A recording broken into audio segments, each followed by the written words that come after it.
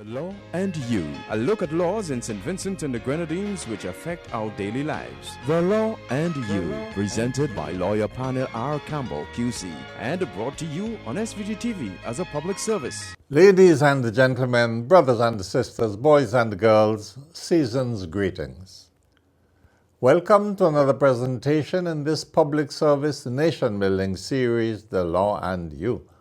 This is program number 993, coming to you on Monday the 28th of December 2020. On this program, I will speak to you on the topic, What a Year. But before getting into the topic, a few preliminary comments. Firstly, and as usual, my condolences go out to all families which have suffered recent bereavements. And a very special family, the Medfords. Brother Roy Medford, Conroy Medford, the husband of Dr. Elizabeth Medford, died quite suddenly. I've known the Medfords for many, many years. They have been very good friends of mine. And it came as a shock to have heard of the death announcement of Roy. I got in touch immediately, I heard, with Dr. Elizabeth, and she was calm but in deep grief. My sister, God's richest blessings on you. I wish you have the strength to cope with that sudden bereavement, especially at this otherwise festive season. To you and all the family, I send the condolences from myself and my family, Sister Elizabeth. And a very special couple who have been friends of mine since the year 1973. The Richards family, Brother Winston Richards and Sister Clarissa Richards, otherwise known as the parents of Dr. Cecil Richards and Sleepy Richards and Alfonso Richards and Bernice Richards. The Richards parents would be celebrating 58 years of marriage tomorrow. 58 years. Sister Richards and Brother Richards, my heartiest congratulations. And your dearly beloved Julie has sent her fondest regards to both of you, wishing that you all will have many more years of marital bliss. The Richards, a very talented family, blessed especially by the Lord, because they have been serving the Lord with fervor, with sincerity, and with unwavering devotion all the years I have known them.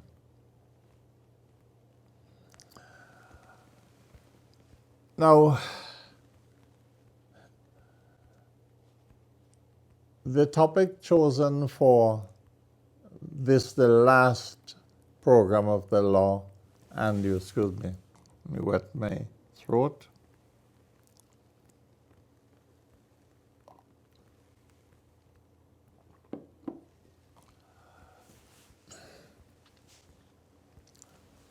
Was chosen advisedly. The year is not finished yet, however. We still have a few more days to go. And the year could well hand out a few more surprises. As I speak, and this is in the afternoon, about 3:30, the Parliament, which is sitting, is about to reconvene after lunch.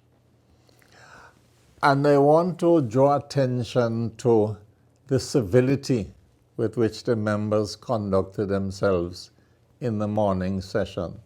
Gentlemen and ladies, keep it up. Thanks to the firmness, grace, beauty and expertise of Honorable Madam Speaker, Mrs. Rochelle Ford.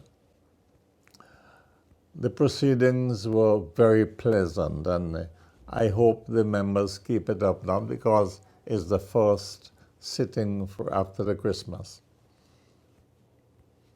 But I was very pleased when, rather than the normal prime ministerial announcement that this sitting is adjourned to so and so and so and so, the Prime Minister actually offered the opposition a choice as to whether, when they broke at 1:25 for lunch, as to whether they would call off the sitting until tomorrow morning at 9 or go through with the business of the day. And the leader of the opposition said they will go through with the business of the day. I thought that was a lovely gesture by the Prime Minister. Prime Minister, do keep it up. You see, when you, the members of Parliament, conduct yourselves with this civility, it helps ease the political tensions which would be otherwise rampant in the population. The elections, and I will speak a little more about that when I come to the substantive topic, have left us divided. In some cases, bitter. And it is up to you, the honorable members of the House, both elected and appointed, to bring the nation back together. And it is my hope that this would happen. But it takes will. And I hope the will would be found to be there. So I get into the topic for the evening. What a year. 2020 will go down in history as the year of the pandemic, COVID-19 pandemic. That event has dominated human existence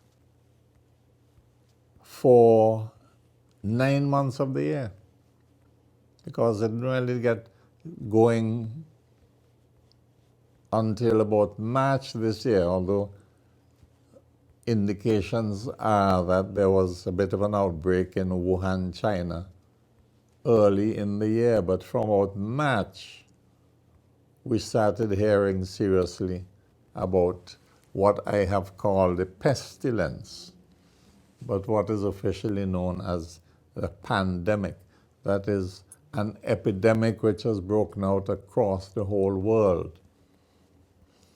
No country on earth has been spared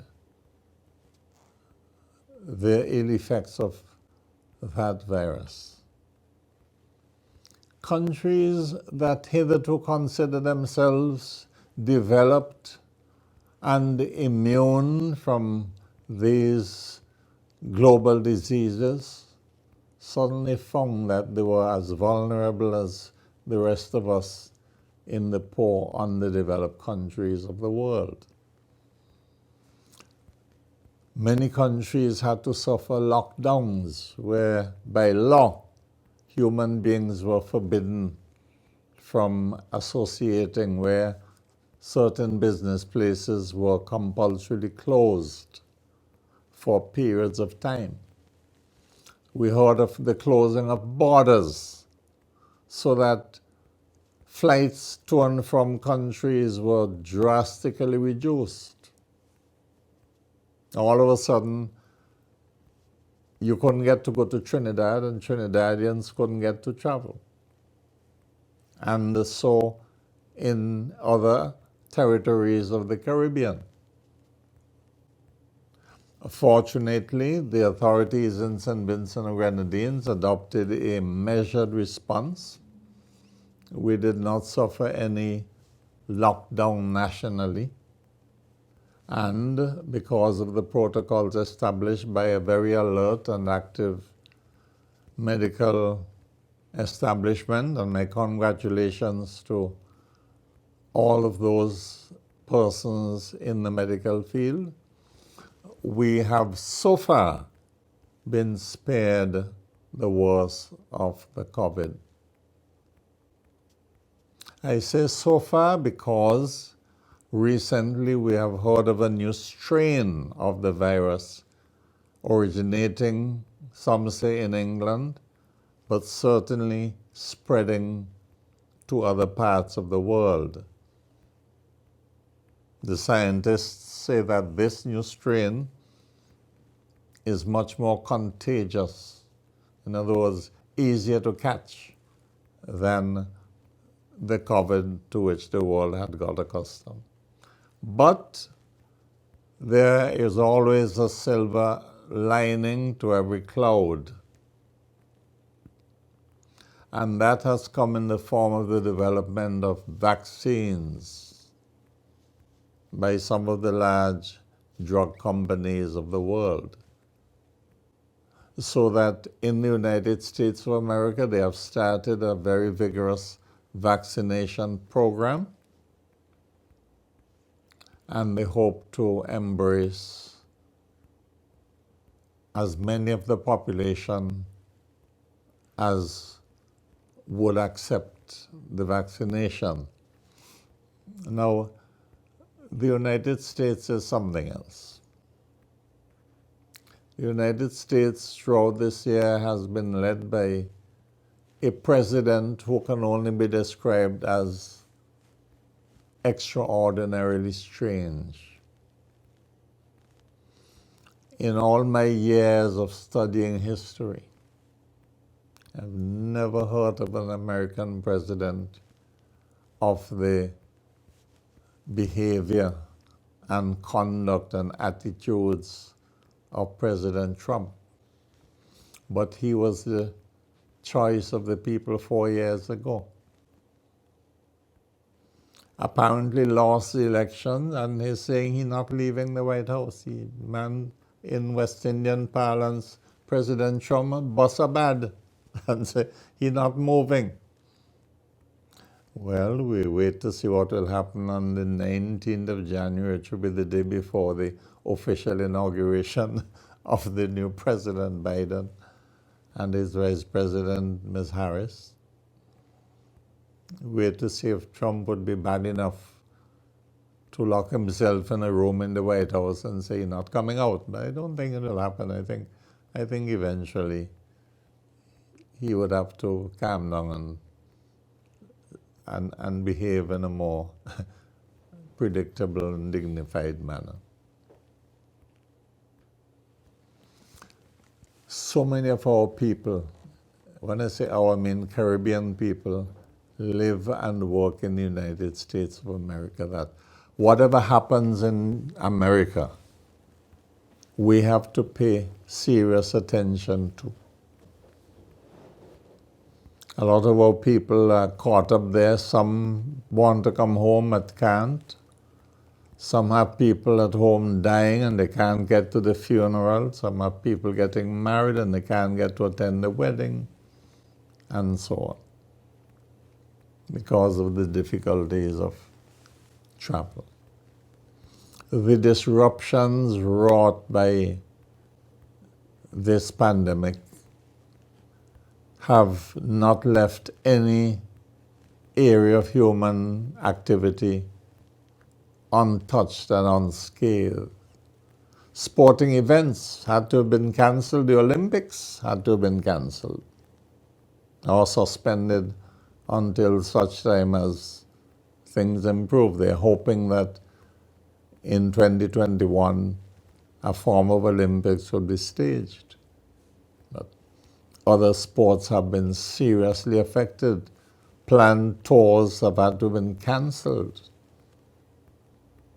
And there have been massive disruptions of life as we know it. In some countries, their food security has been threatened by the conditions caused by the pandemic. In St. Vincent and the Grenadines, one of the noteworthy occurrences of 2020 has been the political upheavals. Well, I shouldn't say upheaval, because there was not a change of government. But we had national elections. At one stage, persons doubted whether in the Caribbean people could dream of having elections given the COVID situation. But we had elections fairly successfully in St. Kitts, Guyana, Jamaica, and elsewhere, Belize, and we in St. Vincent and the Grenadines had our national elections on the 5th of November. The results were surprising to some people and welcoming to others. The ruling Unity Labour Party had its wish of 5 in a row, so much so that soon after the elections, some members of that party started to talk about 6 in a row. Well, the predicted response by the supporters of the New Democratic Party to talk of 6 in a row is to say no way. But let me say this as somebody who has been steeped in the political events of the past 50 years. Nothing can be taken for granted.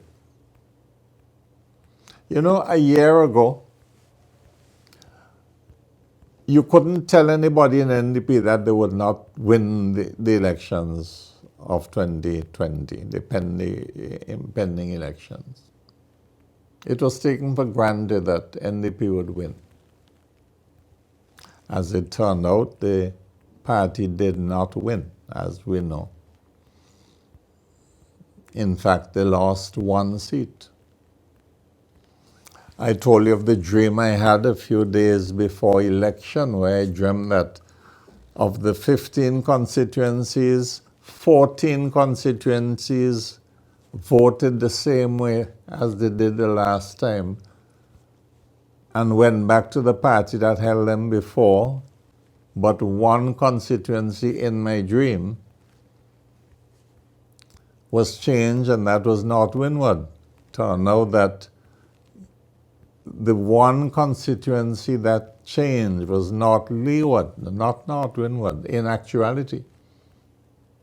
But my dream was substantially correct, and I announced it to several persons beforehand, in that 14 seats went back the way they were when Parliament was dissolved. So that NDP supporters should not take it for granted that they're going to prevent the ULP from winning 6 in a row. I mean, it is politically unlikely that that will happen. But the fact that it is unlikely doesn't mean that it can't happen. So NDP cannot take anything for granted. They have to work assiduously. Politically, they have to strategize much better than they have done in the past. I mean, when a party has lost 5 elections in a row, you can't go back to doing the same things you did that caused you to lose 5 elections in a row. You have to make changes of approach, changes of emphasis, changes of campaign techniques. You have to be willing to retool. It is not enough just for people to stay and curse the comrade and, carry on social media and figure that that is political activity. Might be political activity, but of the negative variety. And the NDP made the grievous error of practically wasting the 5 years, between 2015 and 2020 on election petitions, rather than doing the solid political groundwork that would have got them over the rope and into office in the elections of 2020.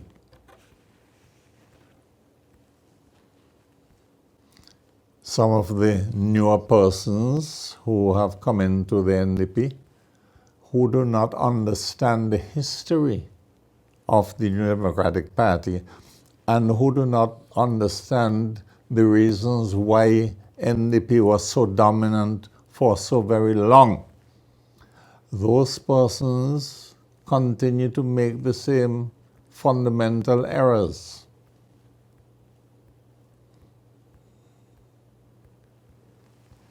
So that the party has to do serious work for the next 5 years if it is to prevent 6 in a row. But it cannot be taken for granted that they will prevent 6 in a row. It has to be based on careful scientific analysis of not just what went wrong in the elections of November 5th, but in previous elections. They have to look at the history of the party from 2001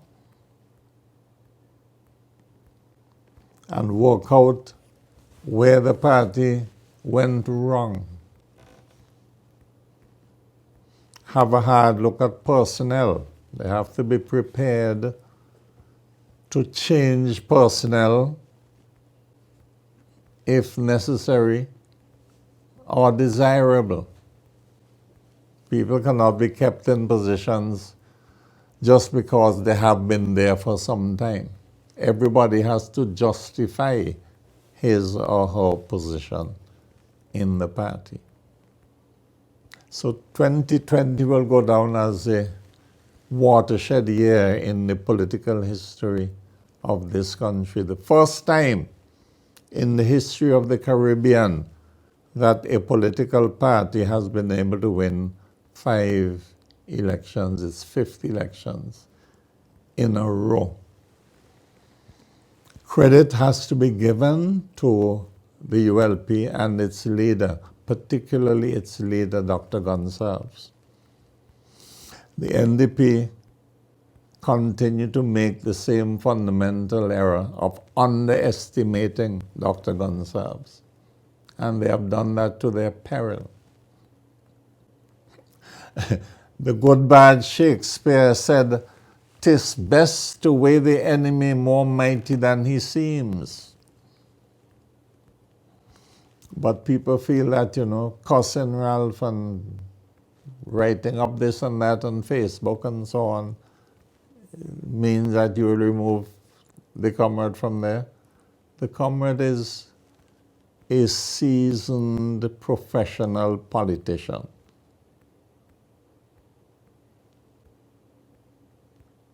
Of exemplary abilities politically. He's not a fly-by-night person. He has had a long political apprenticeship, long time in the wilderness from which he has learned. And the NDP has simply been no match for him over the years. With the indication that he is not going to be leading the party into the next election, well, NDP has a glimmer of hope, a window of opportunity, but it's just a window. I really have to give my congratulations sincerely to Dr. Gonsalves on his political acumen. He's a boss politician. Say what you like, jump high or low. Can't take that from him. And in politics, leadership is extremely important.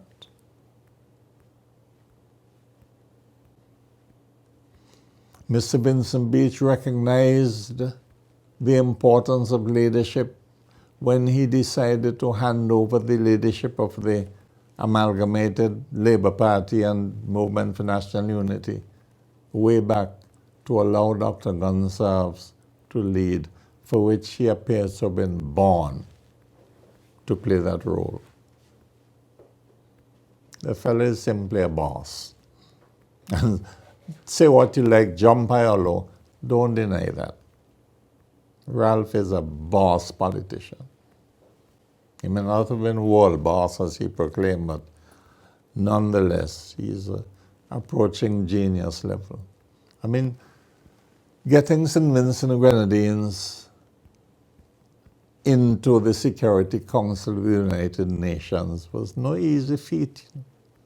And I don't think he has been given enough credit for mobilizing the support of over 180 countries of the world to support a little tiny place like St. Vincent and Grenadines. Now St. Vincent is known, well respected in international circles. And whatever happens, Dr. Gonsalves will go down in history as the architect of that revolutionary development. So take all your eyes off Ralph and cuss him and figure that will get you into office, my friends.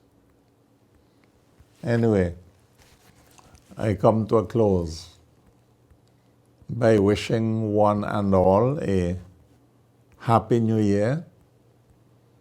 Now, as bad as 2020 has been in many respects, there's no guarantee that 2021 would be any better.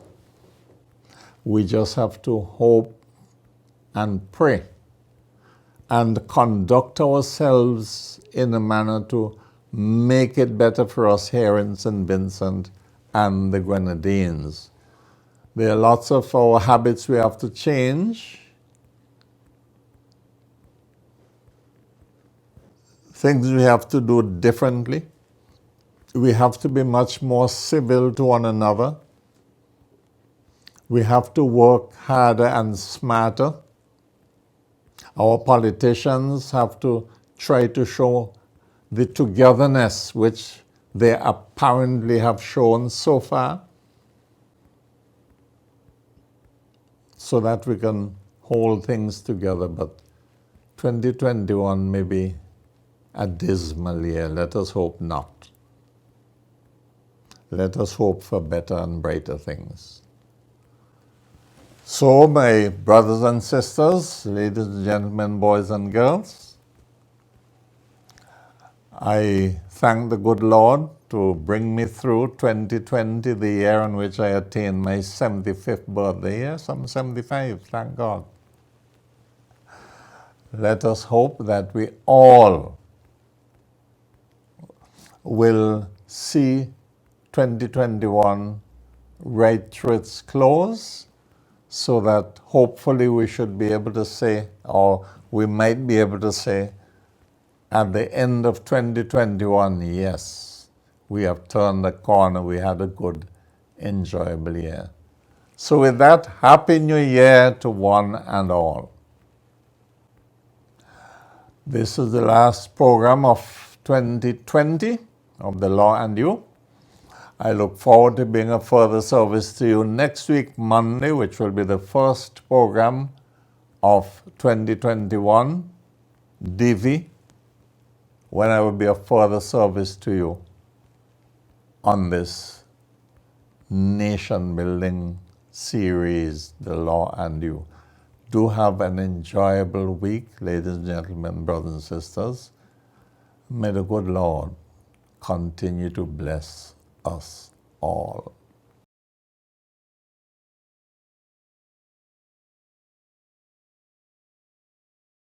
The Law and You, a look at laws in St. Vincent and the Grenadines which affect our daily lives. The Law and You, presented by lawyer panel P.R Campbell QC and brought to you on SVG-TV as a public service.